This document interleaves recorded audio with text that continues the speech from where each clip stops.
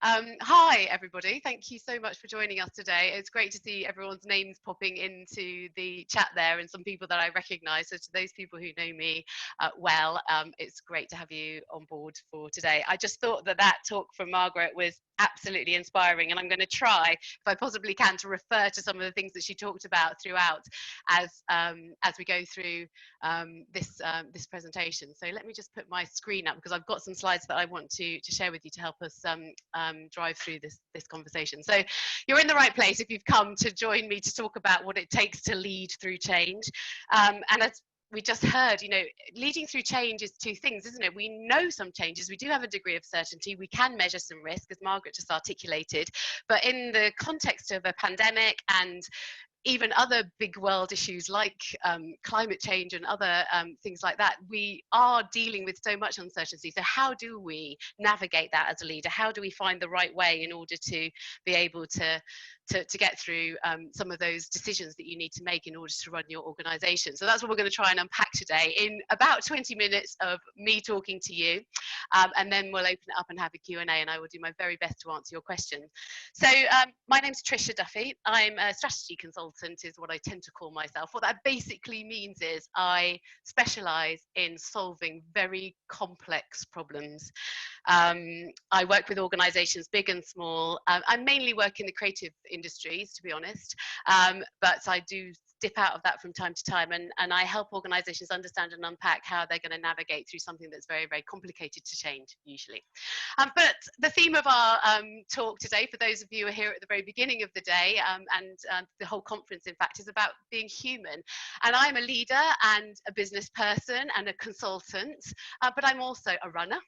I'm a mum, I'm a musician, I'm a friend, and every now and then I'm a campaigner. I have been known to stand up for what I believe in, and what I believe in, as you'll know if you join me tomorrow, very much so is the planet. And obviously when you think about what Margaret's just told us in the context of uncertainty, that's never been more prevalent than it is today.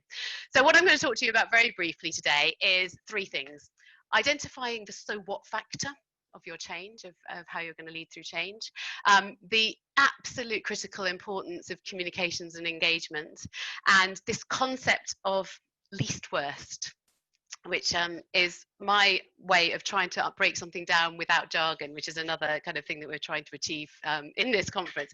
So many theories, so little time. Which one is the one that you should be using when you embark on your very complex project? There is Lewin's, I think he does freeze, change, unfreeze. I mean, that just sounds like some sort of form of torture to me. McKinsey's 7 S's: strategy, structure, systems, shared values, style, staff, and skills. That's easy for you to say. Kotter's 8 stages of change. There's nudge behavior science about influences, the ADKAR model, which is around awareness, desire, knowledge, ability, and reinforcement. Sound like good words, things that we should have probably. Bridges' transition model talks about what happens to people when they go through change. And so too does Kubler-Ross with her 5-style model, the anger, denial, bargaining, resistance, development, acceptance. You're familiar with that because it's the grief curve, and I will just touch on that in a bit more detail in a minute. Well, you'll be pleased to know, coming here today, I've got the answer for you. I can tell you officially which one's the best one. Here it is. Drum roll, please. They're all good. They are all good. That seems really flippant, and I'm being a typical flippant consultant by saying that. But the reason why I do say that is because they are methodical approaches. And when it comes to dealing with change and planning for change, what tends to work better is some sort of methodical approach. What tends to be less effective is doing it by instinct. Now, doing things by instinct is critical when we are in an emergency situation. The house is on fire, let's get out the door. But when you're doing something that is relevant to the long-term success of your business, just running at it with instincts means you're likely to miss some of the scenarios, some of the external factors, some of the factors within your organization, these human beings that you're dealing with, and you could essentially make a mistake. So I do want to just touch very, very briefly on, again, what it is that I think they have in common. they all, not in these words, but they all do talk about in some way, shape and form, identifying this so what factor. What is it about this project, about this change that is so critical that we need to do it now, do it at all, consider it even in our wildest dreams. They also talk about the need to communicate and engage with people, and not just communicate in a writing an internal comms and sending a memo way, but truly communicating and a two-way communication with your stakeholders, with your individuals, with your staff, with your teams, and even your customers. And they also talk about the need sometimes to make difficult decisions. And for me, I try to work with, when I'm working with organizations, to give them confidence around this concept of least worst. And when you look at the program of our day here for the next little while, the next couple of days, you'll see that one of the talks later is around ethics, and actually least worst and ethics are completely and utterly related in terms of how you make decisions. Before I go into unpacking those three things a little bit more, I just want to touch on two of the theories that I so flippantly mentioned before. The first one is Kubler-Ross change curve. What she talked about, and she really was talking about how people deal with extreme trauma and extreme change. And you'll be familiar with this change curve because you'll know it as the grief curve. Everyone has come across probably some way, shape or form of this thing at some point in their lives. But it also does apply very, very specifically to the way that human beings, your teams, your staff, your stakeholders, the people you're interacting with in your business go through change. And I'm just going to, if you can bear with me, demonstrate for you now how that happens on quite a small example. And just to give you the understanding that you're going through this curve all the time on small issues, small changes, as well as obviously you'll recognize yourself in this curve when you're going through a massive trauma, when something very, very, very big happens to you in your life, something that's really significant. So let me just tell you the example here. So Jenny, she's my best employee and she's just resigned. She sent me an email saying she's going to resign. So I see the email and I go, oh, she won't go. She's definitely not going to go. Oh my gosh, she is going to go. She's actually leaving. I can't believe it. I turn to anger. All of the time I've invested in Jenny to give her this great opportunity, and this is how she repays me. Well, maybe if I just talk to her about that promotion she's been after, she won't go. Oh my gosh, she is going. I don't actually know how I can run this business without her. She's literally the mainstay of this entire organization, and I don't know that I can even do this without her. Although I was thinking about what it would take to release 10 grand out of my budget so that I could have that comms consultant on a retainer. And if I took her salary and hired someone more junior, I could give Jeremy a little bit more to do, and then I could afford that comms person. Okay, this might not be that bad. I'm committed now and I've gone through that change. So you can see, even on something small, and that might happen for those that go through change very quickly and are very adaptable and resilient, in a very fast, I mean, you might do that in a couple of minutes in your head and not even recognize that you've gone through that change. But obviously every single human being is different. They have a matrix like my matrix at the top of the hour here today that is, 300 screens of all the different roles that they play and the different things that have happened to them this morning before they turned up for work. And so actually, the way that they go through this curve will vary, and some will go fast and some will go slow. I want to touch very, very briefly on what happens with some senior leaders and the transaction that organizations make with them, and why it's very difficult for them sometimes to move through this change, even though they're expert, resilient, professional, very, very experienced people. If someone has started working for an organization, has a lot of longevity, so has been working with an organization for a number of years, a contract has been made. Sometimes that contract has been written down and it's been quite formal, but sometimes it's just a informal, inferred, implicit, this is the deal that we have made as employees. So those sorts of things that are involved in that, given how much the workspace has changed in the last few years, would involve things like, when I've done my time, I will be rewarded with a laptop with the tools, different tools. When I've done my time and I've earned my money and I've contributed to a certain degree and a certain level and reached some seniority, I will be rewarded with an office which has a window, which has a view, etc., etc., etc. That's the deal. When they came into the organization a long time ago, sometimes decades ago, that's the deal that organizations made with them. And we have changed the goalposts entirely, because now a laptop or a tablet or a phone or any other tool is what everybody needs to be able to complete their business.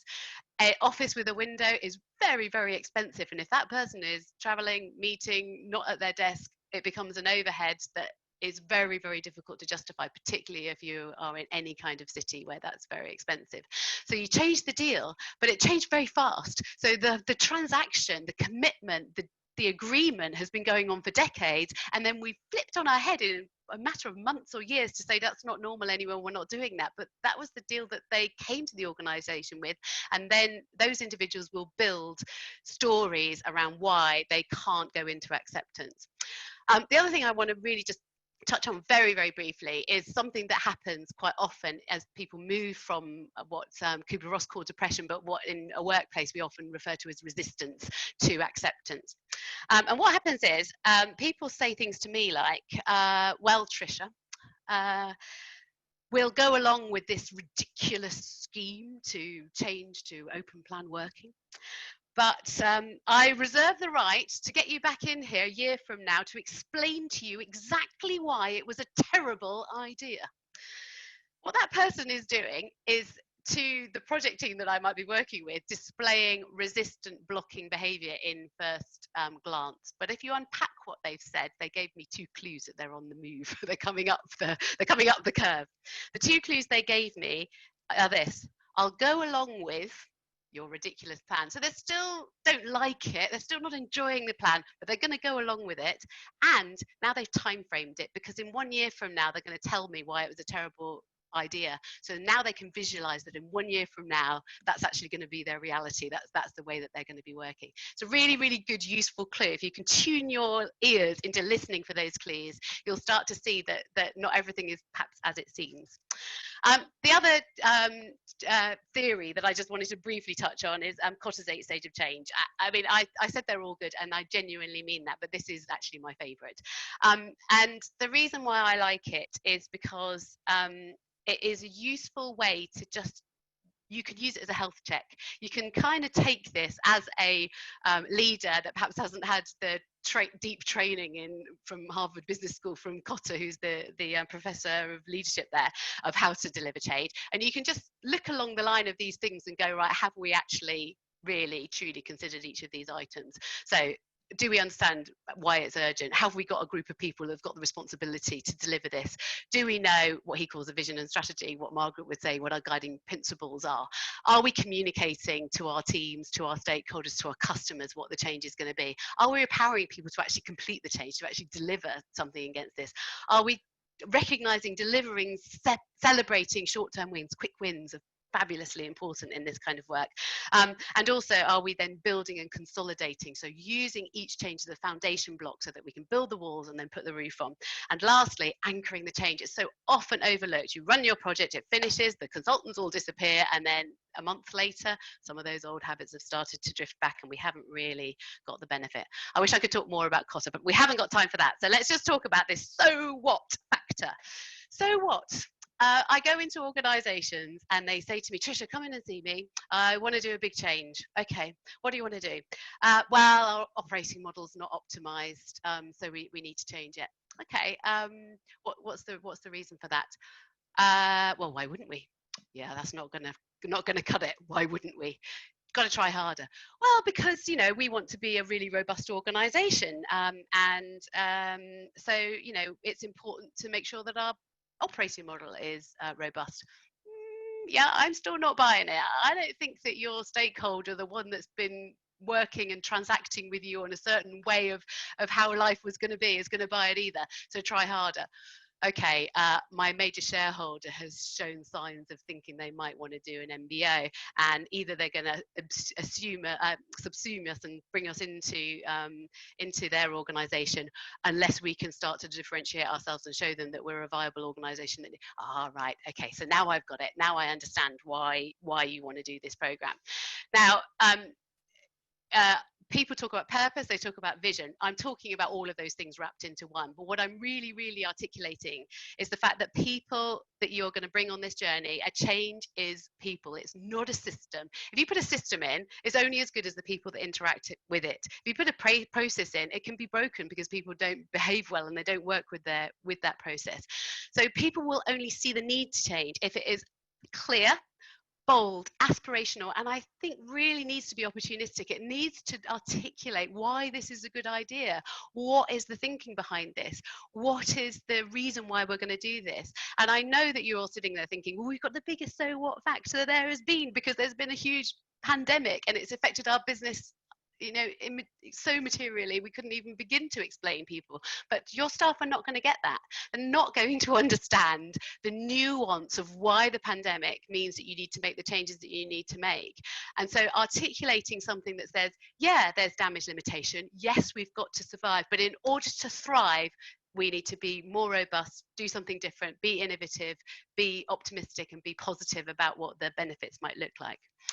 I talk about communication all the time. And I'm just thinking about what Margaret says, such an overused word, isn't it? But bearing in mind that we know that human beings only listen to, 60% of what is told to them when they're in the room. And we know that social media's posts are often only seen, unless you are the influencer of the day, by 3% of the people that are in the feed. You can't just tell people one thing once and then expect them to remember it. So I just want to unpack what I mean a little bit by communication in a little bit more detail. The first thing is around setting goals and talking about how to articulate and be very, very, very clear around your a statement for why you're doing this. So creating a vision statement, creating a purpose statement, creating a guiding principle, whatever you want to call it, is absolutely clear. And then beneath that, talking about what your goals are and what the specificity is. And those two things need to be broken down into two parts specifically, because what can happen is that if you only focus on one thing, like, we're going to go out of business because there's been a pandemic if we don't make significant change, then what that does is it leaves the wrong message. And it's exactly what Margaret was just articulating about efficiency. Certainly, I am happy for an organisation to set a specific goal that says that efficiency is one of the reasons why we would do the project, but that cannot be the fundamental reason and the thing that you put on the front of every single document to describe exactly why you're doing this project. It's just not good enough. Oh, there you are. Like, I put these in the wrong order. That's a very, very embarrassing thing. So being specific about the vision is the most important thing, and then setting those goals and those objectives. Articulating and measuring the benefits and referring consistently back to the reason why you're doing that and why it's a benefit to the organisation. And I'm happy for, as I say, benefits and goals to be divided into a number of different things. So the first one could be financial. I certainly would think, in the context of a pandemic, that you are absolutely within your rights to say that efficiency and cost cutting or growth, financial growth, is a reasonable both objective and benefit. You should also start to articulate, though, why it will be good for the staff. And I know that some of you are thinking about significant changes potentially going to impact people's employment, which is very, very difficult, and it doesn't get any easier. But for those that are remaining in your employ, they need to understand what is good about that in terms of motivating them, feeling that they're aligned to your goals as an organisation, feeling that they have some sort of ability to influence it, feeling like that things are going to improve for them, or that at the very least they remain safe and secure. Reputational benefit is obviously important, and again, if you think about that from the perspective of your customers and your stakeholders, how you frame those benefits in order to make sure that you are seen and perceived as a robust, thriving organisation. And lastly, there are customer benefits, specific customer benefits, which you can start to push back to them. And a lot of organisations I've been talking to in the last few months have thought very strongly about how they super serve some of their best customers during this time, so that they hold on to them throughout this process. I mentioned repetition before, and I'm going to mention it again. You have to repeat your comms. Oh, the number of times I go into an organisation, and sometimes I join a complex project when it's been running already for the best part of a year, and they say, but we told them what the objectives of the project were a year ago, so we can't go back over that again. I absolutely guarantee you that they can't remember, and if they do remember, they didn't buy into them then, so you've got to work a lot harder to bring them up to speed with those messages. It's worth repeating the word repeat, because if you don't keep on going on and on and on and on and on about the reason why you're doing this project, your so what factor, your vision, it's very specific. If you don't set your goals and can't articulate and measure your successes against the goals and against the benefits you've articulated and regularly update that, then people are not going to go through that curve in the way that you are hoping they will, and they're going to take time, or they'll stagnate. And there is this condition that Kubler talks about where people cycle back into the first stage of the curve, and I've seen that happen. The 5-a-day principle is this. If you were at 12 years old in 1982 and somebody told you that you're supposed to eat 5 fruits and vegetables a day, you probably don't remember that now. We are told to eat 5 fruit and vegetables a day on such a regular basis that it is drummed into us. And we don't really get sick of hearing it. We know that that's a really good thing to do and it's ingrained in us. But anyone coming into this world in the coming decades will continue to be told that we should eat 5 fruit and vegetables a day. So if you just hold that as a kind of confidence-giving ideal, then hopefully you'll be able to have confidence in the need to repeat. And I also always advise organisations to communicate something even when there's nothing to say, because doubt creeps into these projects very, very, very easily, and people will create their own versions of the truth and their own versions of why you are making a change, or why you're having conversations, or why you're doing the work that you're doing. So let's use an example of, say, an office move. What can happen in organizations is that the sort of rumor mill starts to go to say, oh, you know, I don't think we're moving now, I think it's all off, maybe we're not going to that building after all, something's gone wrong with the lease. Whereas if you just at the end of each fortnight send a communication out saying, it's been a really quiet week for the project, nothing new has happened, but the building project is going along according to plan, that's just eradicated all those rumours, and it enables you to give both confidence in the project, so you do get reputational benefit from that. Now I feel confident this project's under control, it's going according to plan, fantastic. But also you've just eradicated any doubts that are sitting within teams, especially in large organisations. So let's talk about least worst very, very quickly, and then I'm going to wrap up.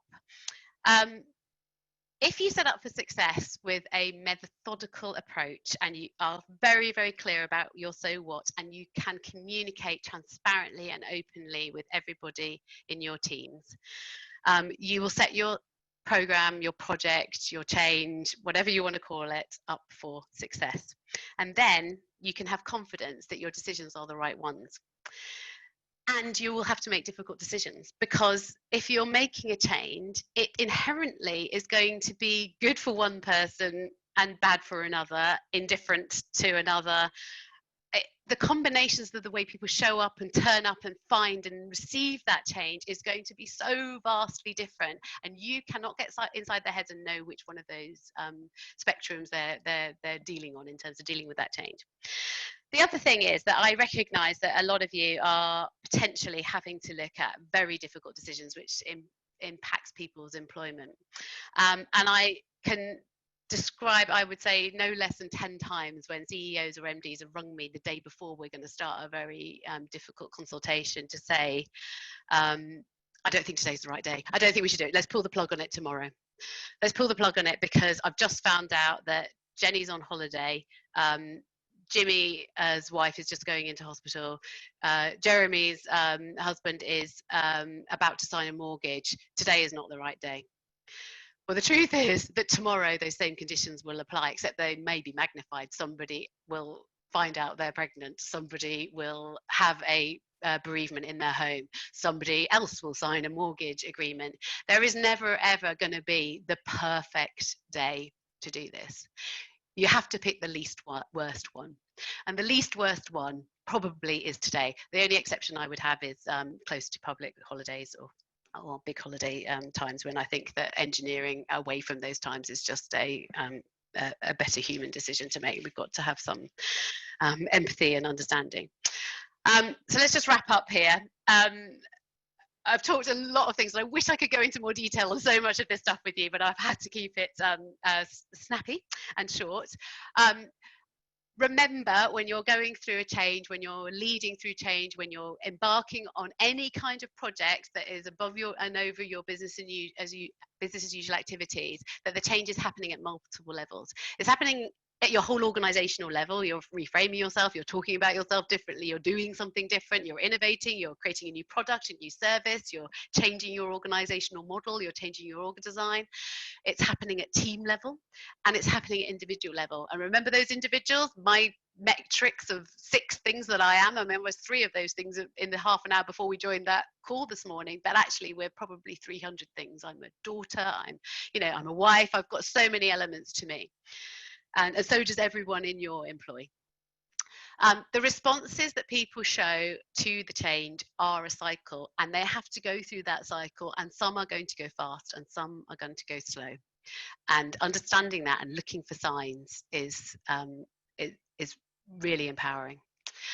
Open and transparent communication will absolutely change the game. Now, I know that it's not going to be perfect. These projects are not perfect. It cannot be perfect. We're in a least worst scenario sometimes, but it will be significantly better and smoother and easier for you to deliver your least worst options if you're open and transparent with your communications.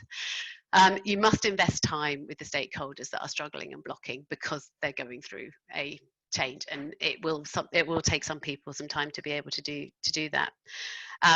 Listen for those words of acceptance, of visualization, time framing. Another good one is, well, when am I going to get the training for that new system? Brilliant, they've committed, they want training now. Those sorts of things. Their body language and the way they say it is not the same as the words. Try and find the ability to listen on a couple of different levels to those words. But be balanced and actually recognise that some of those blocking stakeholders and people that are struggling with it might have a really valid input. And actually, you should always be open-minded and be prepared to have your head turned, because just maybe they're onto something that needs to be examined and explored.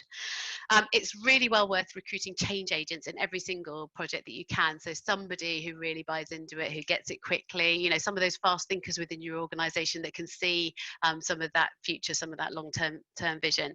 And never, ever, ever underestimate the need to anchor your change. It will revert quite quickly, maybe not all the way, and obviously not with something physical like a building move, but you'll see behaviours revert quite quickly if you don't take steps to reinforce and anchor and communicate and celebrate the changes that you wanted to see.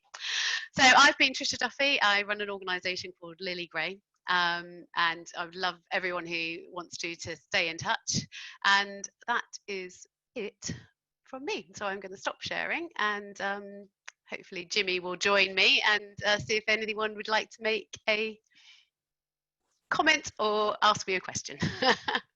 That was brilliant, Tricia. So thank you very much for that, and also I appreciate you moving through that at some pace as well. Try and get us back on time. Yeah, exactly. No, but brilliant, actually. We've got a couple of questions coming through, so feel free to send more in. I'll start with I've got a couple from Adrian. Let me just read the one from the Q&A chat. Agree that investing time with resistant, influential stakeholders is useful and good to be open-minded, as they may have really useful points. But there comes a point when those people are soaking up so much of your time and energy.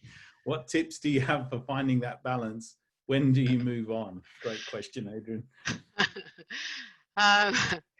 Yeah, I think that's true. I think I absolutely can recognise that. And actually, I know Adrian, and I might even be able to guess some of the stakeholders that he's talking about without wishing to reveal too much.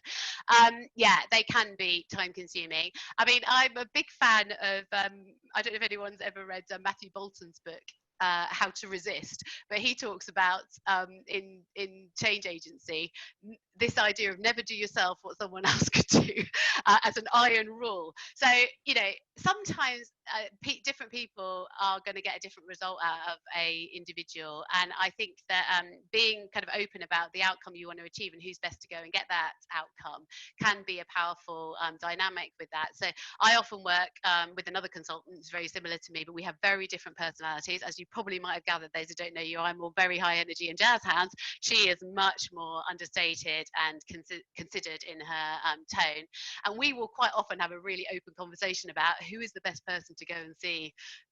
Jack, who's struggling with this change, it's probably going to be me, because he responds much more to a high energy, let's get a debate going, and he wants to feel like he can get it off his chest. Or other stakeholders, actually, they're going to respond much better to somebody who's softer, quieter, and more considered and more thoughtful in their response. So I think there has to be a balance. There has to be a time. I mean, I use skill versus will sometimes as well as a metric. I don't know if you're familiar with that that matrix, but high skill people, high will people, low and low skill and will, and the people that are low skill and low will, sometimes you just have to walk around them or use the others, the frame of the circle of influence, so the sphere of influence, to bring those people on board. Yeah, it is a balance. It's an art, not a science, right? Brilliant. Thank you for that. I'll come back. Adrian's got another question which he sent in pre the event, but I'll just come to Mag's question, because I'm conscious that she had a question earlier for Margaret that wasn't answered. So here's Mag's question. How do you really hear what the people who are not saying anything within the organization are saying when politics and human factors collide with change?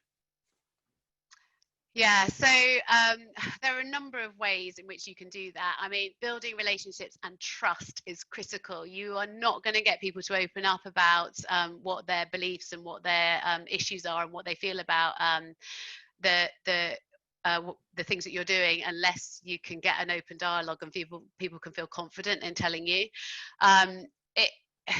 Having change agents and having people that are trusted within teams to be able to try and unpack some of those messages is obviously a technique, and that works very, very effectively. But also, I think that you can create a dynamic for simply surveying people and using tools like that, so that people have the opportunity to anonymously tell you what they think. I mean, I've seen a number of different things actually that can do that from a purely practical point of view.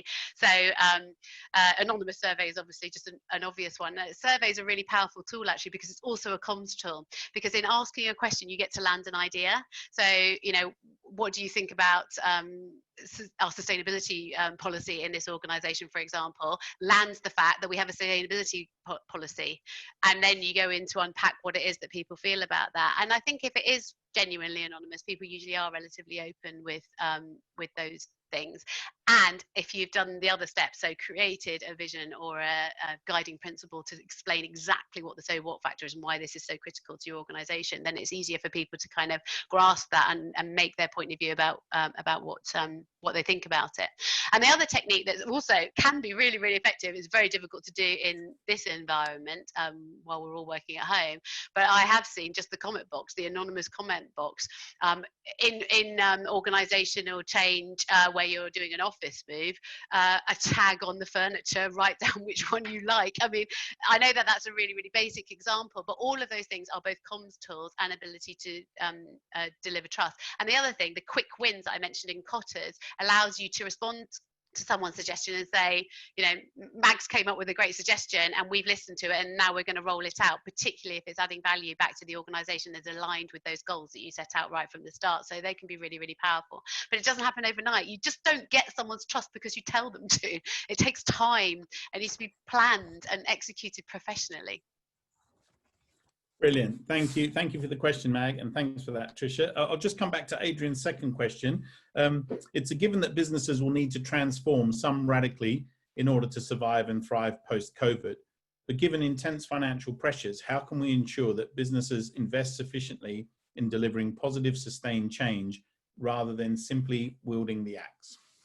I mean, Margaret talked about exactly that, didn't she? She talked about the fact that we are in a complex environment, and if you just take the axe to everything and you only focus on efficiency, you're going to make yourself so lean you can't react. I mean, I've been working with businesses in the last little while since we've been in this situation, and those that have got 3 months worth of cash flow in the bank are riding this storm a lot more easily than those who were absolutely tuned to the last possible pound. I mean, it just makes sense, and it absolutely aligns with everything that Margaret said, and that's her view before we even had a pandemic. So yeah, I think that damage limitation versus long-term success is a very, very difficult balance. And the truth is that you do have to keep the lights on. So you will have to make difficult, potentially, choices in order to be able to survive.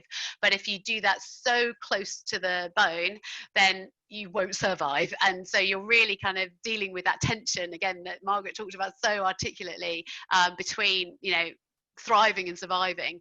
How you kind of balance that is critical. So this is where planning comes in, because if you just go by instinct and say, right, okay, I'm cancelling the magazine subscription and my lease is up, so I'm not going to renew it, and you know, I've cancelled the fruit, and I'm now going to have to look at which staff I let go, and you're not sure where you're heading, you're not going to make the right decisions, because those decisions are not going to be aligned to your goals because you haven't written them down. Now, you may get it right, you might be lucky working on instincts, but actually, if you can set out what your strategic intention is and understand very specifically what your measurable goals are, you've got a far greater chance of making the right decision that enables you to build and thrive long term. Excellent. Thanks, Tricia. And thanks, Adrian, for sending that through ahead of the event as well. We appreciate that. Another question for you, Tricia. Small businesses don't have teams of comms people or the option of dedicated resources to manage change projects. What are your tips for those leaders? Yeah, so I think this is a leadership job. It's not. It's really interesting, actually. Sometimes I go into organisations. I worked in a very, very, very big organisation in the food and beverage area about 3 years ago, 4 years ago maybe. And they brought me in when the project had already been running for about 6 months, and told me that they intended to move all of their staff, and it was a double move project, and adopt brand new ways of working in 3 weeks' time. And internal comms and HR really let us down because they haven't communicated it. It's not an internal comms job. It's a leadership job. All of these conversations, all of this unpacking, all of this kind of understanding what your project governance is, what it's here for, is a leadership job, not a comms job. And unless you tell a comms person what it is you want them to communicate, they can't just do this. They can't manufacture this out of thin air. It's too hard, it's too specialist, it's too difficult. So I actually genuinely think, have confidence in yourself as a leader to do this. Think about really clearly articulating and writing down the reasons behind this change, why you're doing it, what your so what factor is. Be really bold and brave about your communications. Always over communicate. More is definitely better in that situation. And then lastly, you know, have confidence in that least worst. If you are joining us later on in the next couple of days for the ethics conversation, is going to get into this in a lot more detail. You're going to have to make those difficult decisions, and they're going to be difficult, but look forward, push through, understand that this is where you're heading. That's why that visioning exercise is so important, because you can you know, grasp the future.